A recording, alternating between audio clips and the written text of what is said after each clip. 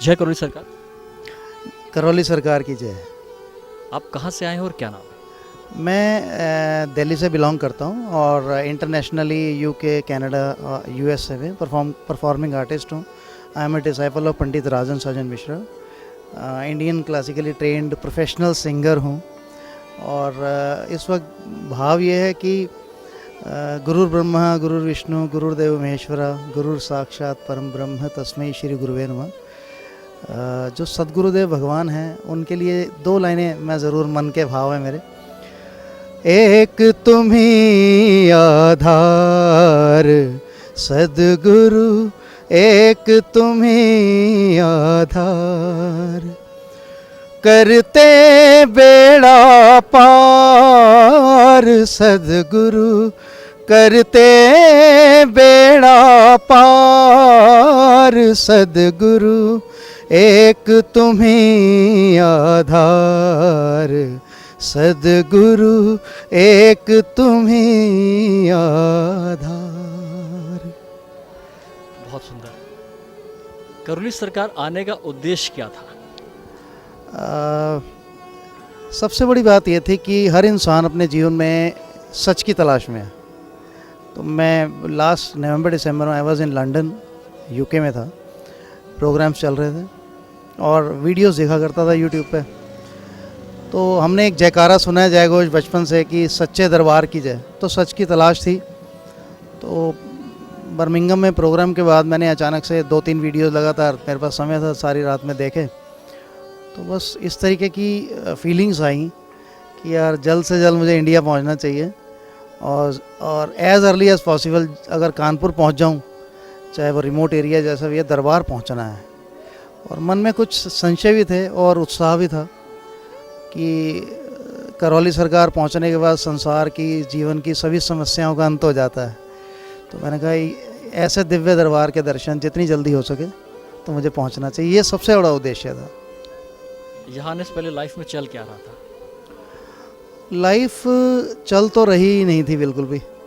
किसी तरीके से बस धक्का मुक्की करके बस समय कट रहा था। एफर्ट्स पूरे थे, प्रयास पूरे थे, कर्म थे, लेकिन सच ये है कि उन कर्मों का जो पॉजिटिव फल मिलना चाहिए, जो रिजल्ट्स थे, उनमें बहुत भारी कमी थी। कौन सा ड्रास्टिक चेंज आया है आश्रम में? देखिए, जब मैं पहली बार आश्रम आया तो आपको एक छोटे सा किस्सा शेयर करना चाहूँगा। तो मैंने 5 हवन किए। 5 हवन करने की जो प्रक्रिया थी, उसके बाद अचानक से क्या हुआ कि मेरी बैकबोन के ऊपर एक लंप सा बहुत बड़ा, एक कार्बंकल टाइप, फोड़ा टाइप बहुत अचानक से हो गया। जबकि बोन के ऊपर अनएक्सपेक्टेड था कि भाई बोन के ऊपर कैसे फोड़ा हो सकता है, और बहुत सीवियर पेन था, अनटॉलरेबल।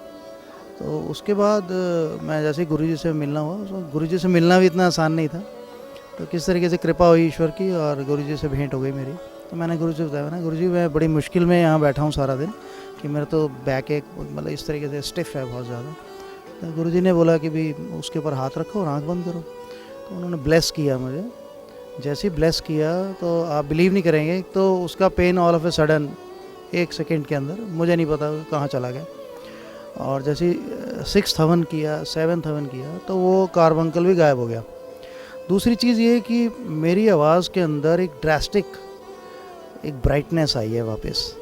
अगर आप मुझे 1 साल पहले देखें, मेरी मूवीज़ या वीडियोस में देखें या मेरे फोटोग्राफ्स देखें, तो आप हैरान हो जाएंगे कि ये सेम पर्सन नहीं हो सकता। रिजेम्बलेंस हो सकती है 2 पर्सन की, बट ये मनीष खुल्लर नहीं है। ये वो पर्सन नहीं है जिसको हमने यार 2019 में देखा था। ये उससे पहले हालात थे। मैं बहुत जगह धक्के खाए हैं, बहुत जगह भटके हम लोग। तो कहते हैं ना, दर बदर ठोकर खा के आए हैं दरबार तेरे, कहीं ना जाएंगे अब ओ पालनहार मेरे, अब तो तेरे ही सहारे मेरा घर बार है, बाबा तेरे ही भरोसे मेरा परिवार है। तो इस दरबार की, ये दिव्य दरबार है ब्रह्मांड में। मैं ये बहुत ही ज़बरदस्त कॉन्फिडेंस के साथ कहूँगा आपको कि ये जनमानस तक बात पहुँचनी चाहिए, जितनी जल्दी पहुँच जाए, कि पूरे संसार में, पूरे ब्रह्मांड में इससे आगे कोई दरबार नहीं है। हमने बहुत जगह चमत्कारिक सब चीज़ें देखी, लेकिन जो सच्चे दरबार की जगह जयकारा है ना, वो दिव्य दरबार करौली सरकार का ही दरबार है। कैरियर में भी कुछ चेंजेस आए क्या?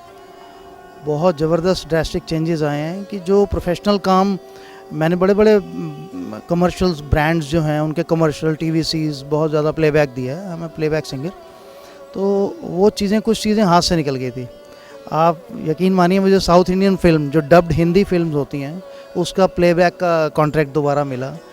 जो कुछ प्रोजेक्ट्स ऐसे थे जो बिल्कुल पाइपलाइन में मतलब फ्रीज़ हो गए थे, ख़त्म हो गए थे, वो दोबारा से रीजेनरेट हुए हैं, दोबारा से काम शुरू हो गया उनके ऊपर।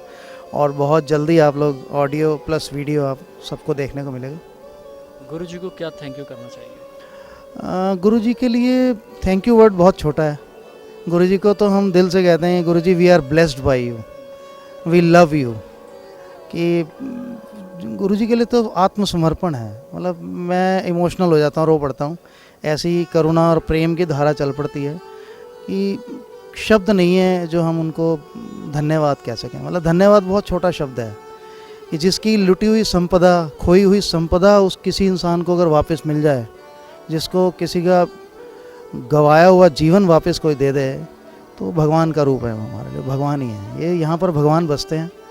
और गुरुजी की महिमा, उनकी लीलाएं, बाबा की लीलाएं, उनको शब्दों में कह पाना या समझा पाना, ये महसूस करने की चीज़ें हैं। जो इस दरबार से जुड़ेगा, प्रक्रिया को फॉलो करेगा और इस प्रक्रिया में धैर्य रखते हुए इस मार्गदर्शन पे चलेगा, वो इस चीज़ को महसूस ही कर सकता है। और फिर वो समझेगा कि अरे यार, वो उस भक्त ने ये बात बोली थी तो अच्छा उसका मतलब ये था। क्योंकि ये अपने अपने परसेप्शन, अपने अपने अनुभव की चीज़ है, इसको आप किसी को समझा नहीं सकते। तो मतलब रोम रोम रोमांचित हो जाता है कि हम लोग सोच भी नहीं सकते हैं ऐसा जीवन कभी वापस आएगा। वो चाम, वो चमक जो खो गई थी, धुंधली हो गई थी, मिट्टी चढ़ गई थी, रस्ट हो गया था, उसके बाद जंग लग गया था, वो सब सफाई हो गई एकदम।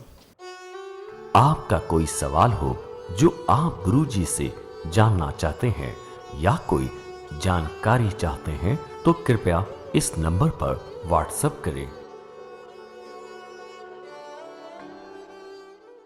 NWU24 यूट्यूब चैनल को देखें और सब्सक्राइब करें, जिससे आप तक सभी वीडियो और जानकारी पहुंच सके। दिशा टीवी को अपने मोबाइल पर देखने के लिए गूगल प्ले स्टोर से दिशा टीवी ऐप को आज ही डाउनलोड करें। मानव जीवन मिला है तो कष्ट भी होंगे, लेकिन यह कष्ट पीड़ा मुझे ही क्यों?